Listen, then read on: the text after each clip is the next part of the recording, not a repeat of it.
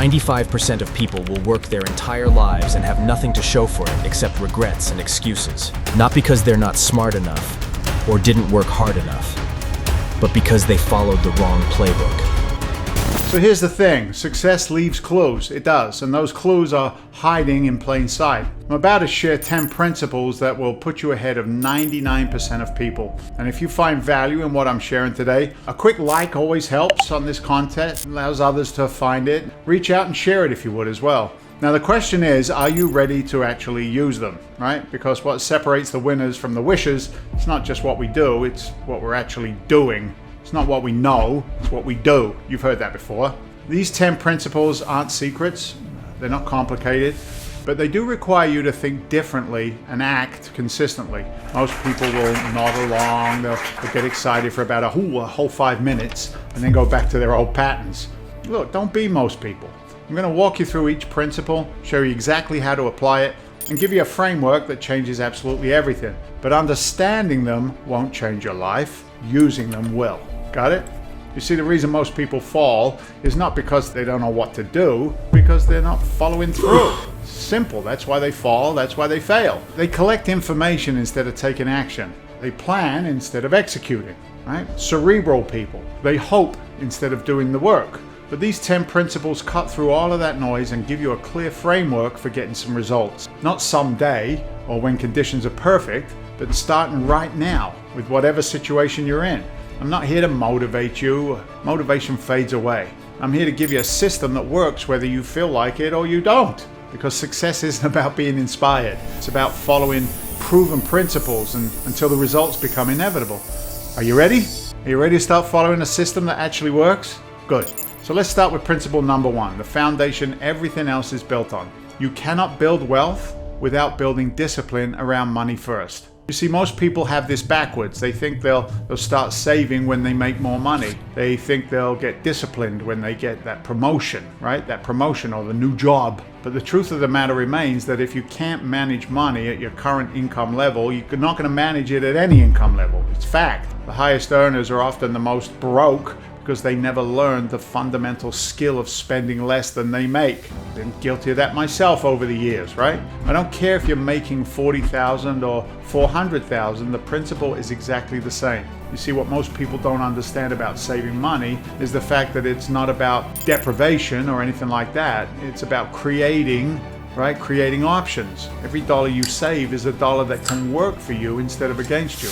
If that dollar gives you choices instead of forcing you into corners, that's the idea. The magic number isn't complicated. Save at least 20% of everything you make. And if you're saving 20%, you're living on 80%. That means you actually need less money to survive than you think you do. Now this creates what's called a buffer that protects you from life's inevitable curveballs. It gives you capital to take advantage of opportunities when they show up. But here's the key, automate it. That's right, automate it. Don't rely on willpower or good intentions. Set up your finances so the money gets saved before you even see it. Yeah, pay yourself first, then figure out how to live on what's left. Most people, they do this backwards, right? They pay everybody else first, the government, credit cards, etc., mortgage, and then they try and save whatever's left over. There's never anything left over.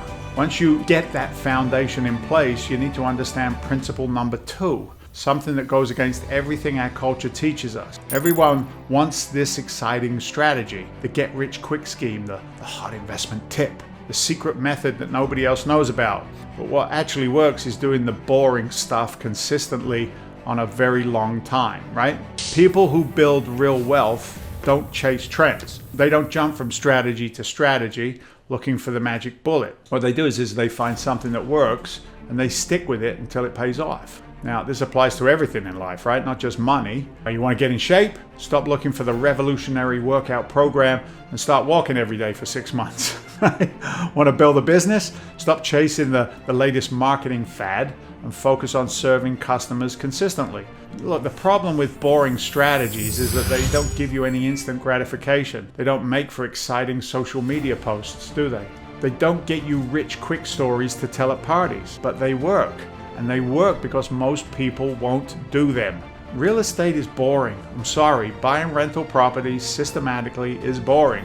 Paying off debt methodically, well, that's boring. But these boring strategies have created more millionaires than every get-rich-quick scheme combined. Boring wins. It's sustainable.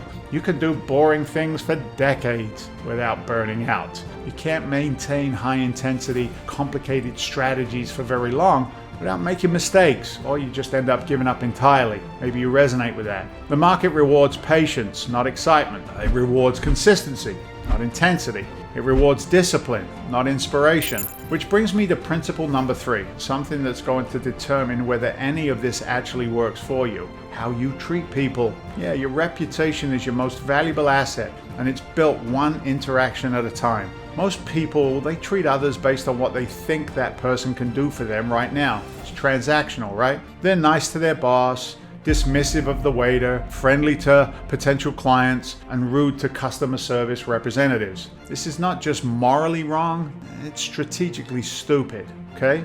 Success is built on relationships, not transactions, not tactics, not tricks, relationships. And relationships are built on how you treat people when you don't think it matters. The intern you ignore today might be running the company in 10 years. Who knows? The customer service rep you're rude to might remember your name when you need some help. Look, the colleague you dismiss might end up being the connection that changes your career. You never know. But even beyond the strategic benefits, treating everyone with respect is simply the right thing to do. Got it? Everyone has a story.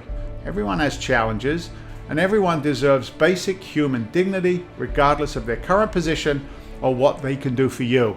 You see, people remember how you made them feel long after they forget what you said or did. They remember whether you saw them as a human being or just as an obstacle to what you wanted. The most successful people I know have built networks based on genuine relationships, not transactional connections. They help others without expecting anything in return. They remember names. They ask about families, follow up on conversations. This isn't about being fake or manipulative. It's recognizing that everyone you meet is fighting battles you know nothing about, so treat them accordingly. So we've covered the foundation. Principle 1, financial discipline. Principle 2, consistent execution over flashy strategies. And principle 3, right, building genuine relationships. But those are just table stakes. The next few principles are where things get really interesting because they're about avoiding the traps that derail most people even when they're doing everything else right. So, let me tell you about principle number 4. This one will separate the winners from the quitters more than anything else. But you have to give things a real chance to work before you move on to something else. Most people quit right before the breakthrough happens. They do. I see it consistently in business, in real estate, for example, in every area of life. Someone is trying something for 3 weeks. They don't see immediate results and decides, that doesn't work. Meanwhile, the person who sticks with it for 3 months, well, they start seeing the momentum build, right? They start getting traction. So here's the problem though. We live in a culture of what? Instant gratification. Everyone expects Amazon Prime result in a Netflix world. Now, I want it all now. But real success doesn't work that way, does it? Real success compounds over time. And compound growth looks like nothing is happening for a very long time before it suddenly looks like everything is happening all at once. Think about this for a second. What if the breakthrough you're looking for happens on day 41? But you quit on day 38. If the deal that changes everything comes after the 50th rejection, but you stop making offers at the 20th. The question isn't whether you should stick with something forever. That's just stubbornness. That's not what I'm saying. The question is, are you giving things enough time to actually work? Most strategies, they require at least 90 days to show any kind of meaningful results. Most businesses, for example, need a full year, a full cycle before you can judge whether they're viable. And most relationships need months before you know if there's some real potential there. But the key here is you need to start your parameters up front. You've got to set them up front. Before you start anything, decide what constitutes maybe a fair test. How long will you commit? What metrics will you use to measure success? What would happen to you to consider it a success or a failure? Know what you're walking into. Set up those guardrails. Because if you don't set these parameters ahead of time, you'll quit the first time things get difficult. And things always get difficult before they get better. It's just fact. Now, principle number 5. This one's about surrounding yourself with the right people, and most people get this completely backwards and wrong as well. They really do. You need people ahead of you and people behind you in whatever the area that you're trying to grow. The people ahead of you, well, those are your mentors, your advisors, the ones who've already achieved what it is that you're trying to achieve. They help you avoid costly mistakes and show you what's actually possible. You can see the prize. They compress your learning curve and they give you a roadmap for what comes next. Now the people behind you, well, those are the ones you're helping, teaching, mentoring. You see, teaching others is the fastest way to solidify your own knowledge, but you can only give away something that you have, right? When you have to explain something to someone else, you're forced to really understand it yourself. But there's another reason that this matters. The person that you're mentoring today might be the person who helps you tomorrow. People remember who helped them when they were starting out. They remember who believed in them when nobody else did. This isn't about using people, it's about creating genuine value in both directions, right? Forward and back. You learn from those ahead of you and you teach those behind you. It's a cycle that lifts everybody up. The mistake that most people make is they only want the networking with the people that they think can help them right now. They ignore everyone below them, right? Their current level, and they chase after people that they think are above them. This is backwards thinking. It leads to shallow relationships, leads to missed opportunities. But relationships based on genuine value, not just what someone can do for you today, well, those ones are valuable. Those are real strong assets, strong relationships. The assistant you're dismissive to might be running the company in 5 years. How would that feel? The new person on your team might have connections that you'd never imagine. Which brings me to principle number 6, and this one might be the hardest to swallow. But you have to remove your ego from the equation if you want to accelerate your progress. Your ego is not your friend. It's a tough one, right? It tells you that you already know enough, that you're too good for certain opportunities. Your ego tells you that asking for help is a sign of weakness. It tells you that admitting mistakes will damage your reputation. All of these things are lies. Your ego will lie to you in your own voice in your head, and they will cost you more than any bad investment ever could. The most successful people I know are the ones who can check their ego at the door. They're willing to learn from everyone. They're quick to admit when they're wrong, and they're not too proud to start at the bottom in a new field. I've watched people destroy their entire careers because they couldn't admit they made a mistake. I've seen others miss incredible opportunities because they thought those opportunities, well, they're beneath them. I've seen brilliant people stay stuck for years because they were too proud to ask for help. Your ego wants you to look good, but success requires you to get good. Sometimes these two things are in direct conflict, and you have to choose which one matters more to you. Fastest way to learn anything is to approach it like a beginner, regardless of how much success you've had in other areas. Be willing to ask stupid questions. Be willing to look foolish while you're learning. Be willing to take feedback without getting defensive. Because here's what I've learned. The person who's willing to be uncomfortable in the short term is the one who gets comfortable in the long term.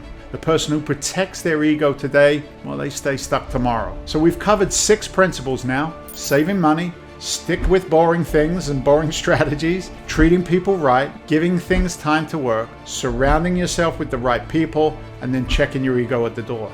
The next 4 principles are where most people really struggle because it requires them to think differently about how progress actually works. We're covering a lot of ground here. And if you're getting any value out of this, a quick like or let me know in the comments if any of this resonates with you. So principle number 7, you need to focus on process, not outcomes. Most people have this backwards as well. They obsess over results they can't control and ignore the process that they can. They celebrate when things go well and panic when they don't without ever asking the most important question, did I follow the system? So let me give you an example. Say you're looking at an investment property. You analyze a deal, you run the numbers, you make sure it meets all of your buying criteria, and then you make an offer. The seller rejects it. Most people would think, failed. But if you followed your process, if you did proper due diligence, if you stuck to your criteria, you made a fair offer based on the numbers, then you succeeded. Regardless of the outcome, you stayed the course. So here's why this matters. You can make all of the right decisions and still get bad results in the short term. You can also make terrible decisions and get lucky occasionally. But I wouldn't bet on luck. But over time, good processes will lead to good results. Bad processes will lead to bad results, even if you catch a few good breaks along the way. The market doesn't care about your feelings. It doesn't care about your timeline. It only cares about fundamentals. And when you focus on following the right process consistently, the results take care of themselves. This is especially important when things aren't going your way. Instead of getting emotional and changing your entire strategy after just one setback, ask yourself, did I follow the process, right? And if yes, you keep going. If no, fix the process. Don't abandon it. Okay, now principle number 8, and this is where most people waste enormous amounts of time and energy. You need to focus on deep work, not busy work. Our culture glorifies busy work, doesn't it? People brag about working 80 hours a week. Life's a badge of honor, 80 hours. Oh. But most of those 80 hours, well, it's garbage time. Meetings that could have been emails, for example.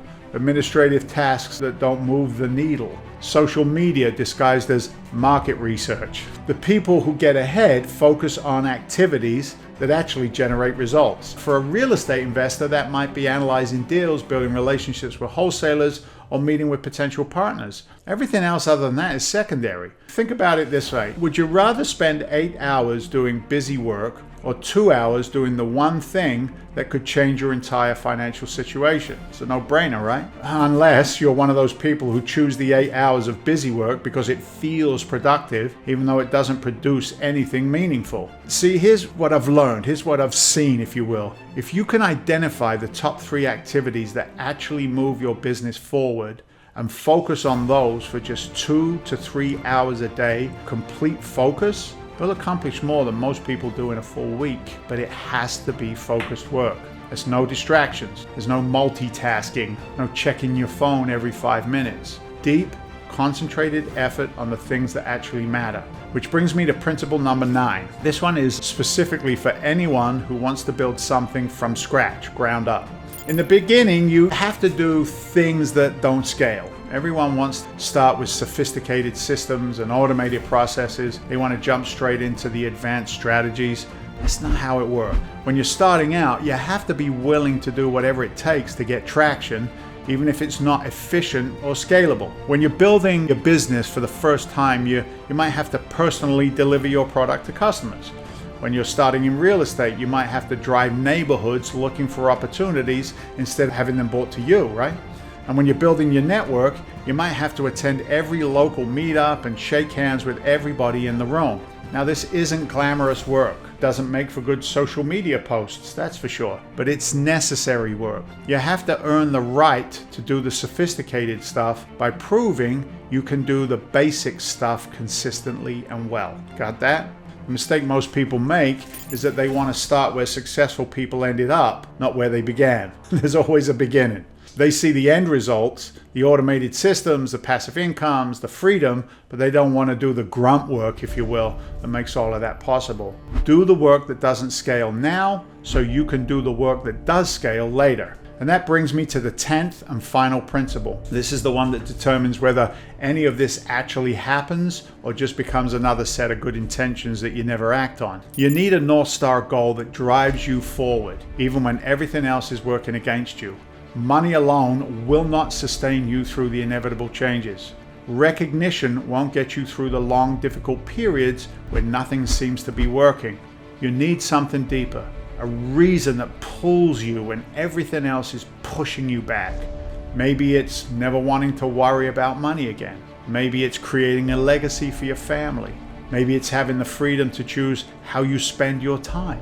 Maybe it's proving to yourself that you can achieve something significant. Whatever it is, it has to be yours. Not something that sounds good to other people, but something that actually resonates and matters to you. Got it? Because there will be times when that's all you have that keeps you going. Here's how you know you found it. It's a thing that makes time disappear when you're working on it. It's what you think about when you're not thinking about anything else. It's what gets you excited about a Monday morning instead of dreading a Monday morning. Most people never identify this. They never identify their North Star, so they kind of drift through life reacting to whatever happens to them instead of creating what they want to happen. They start things and then they quit them. They get excited and then they lose interest. They make plans and they abandon them. But when you have a clear North Star, every decision becomes easier. You can quickly determine whether something moves you toward your goal or away from your goal. You can say no to distractions and yes to opportunities that matter. So there you go. You have it. 10 principles that will put you ahead of 99% of other people. So let me recap them quickly. Ready? Save money consistently. Embrace boring strategies. Treat everyone with respect. Give things time to work. Surround yourself with the right people. Check your ego. Focus on process over results. Prioritize deep work over busy work. Do things that don't scale and have a beautifully clear North Star goal. Now, knowing these principles, it's not going to change a thing in your life, I promise you. But applying them, well, that will. And most people won't apply them, even though they make perfect sense. They'll nod along and maybe save this content. They might even take a couple of notes, and then they'll go right back to doing the same thing that they've always done. Don't be most people. Pick one principle, just one, and commit to applying it for the next 30 days. Not all 10, that's a recipe for failure. Just one. Take that first step. Master that one principle. Make it a habit, and then move on to the next one. Because success isn't about dramatic transformations overnight. It's changing over time. It's about small, consistent actions that compound over time, over time, over time. It's about following proven principles even when you don't feel like it, especially when you don't feel like it. The choice is always yours. You can keep doing what you've always done and hope for different results, or you can start applying these principles and actually create different results. What's it going to be? Huh? Now, if you want to learn more about building wealth outside the traditional systems, I've put together additional resources that, they dive deeper into the stuff that we're talking about and these strategies. Check the link in the description below, or you can visit legacywealthmasterclass.com. There you can learn how to get into multifamily deals by being what we call a deal finder. This is more for the active investor that has more money than time. The guy looking for sweat equity, so to speak. And if you got some value out of this video, well, be sure to like and subscribe and click the bell to get notified when I post new videos. I'll see you on the next video, and you can access it right here, I believe, and I'll talk to you on the next one. Take care.